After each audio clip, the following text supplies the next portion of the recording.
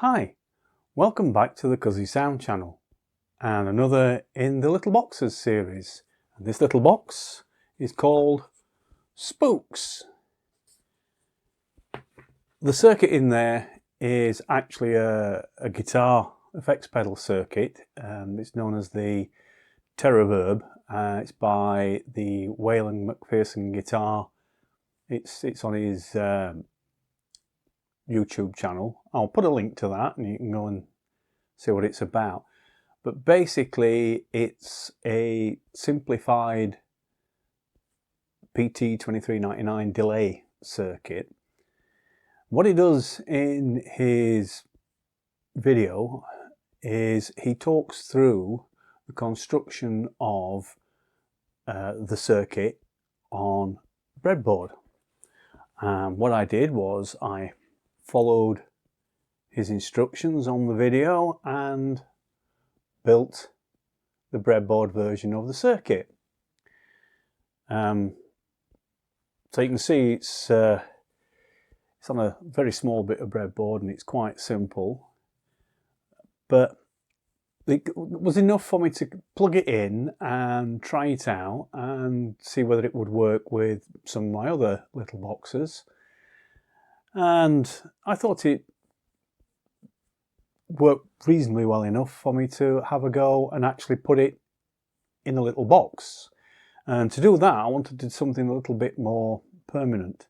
Now, if you want the circuit diagram, there's a link from his video to his website, which you can go to and you can buy a copy of the circuit diagram. I think from what he was saying, the circuit diagram might be have a few more bits and bobs like tone controls and what have you than what this breadboard version does. But what I decided to do was use the very basic breadboard version. But because I was putting it into a little box, I thought I'd make it something a little bit more permanent than just components sticking out the breadboard, and so I did a strip board layout for it. So my strip board layout looks like this. Now what I will do is I'll put this strip board layout in a Dropbox folder and I'll put a link down below so that you can pick up a copy of that if you want to build it yourself. So yeah, it's very much the very basic version of the PT2399. If you look at the data sheet for PT2399, I've got one here. I'll put a link to where I got this data sheet from as well.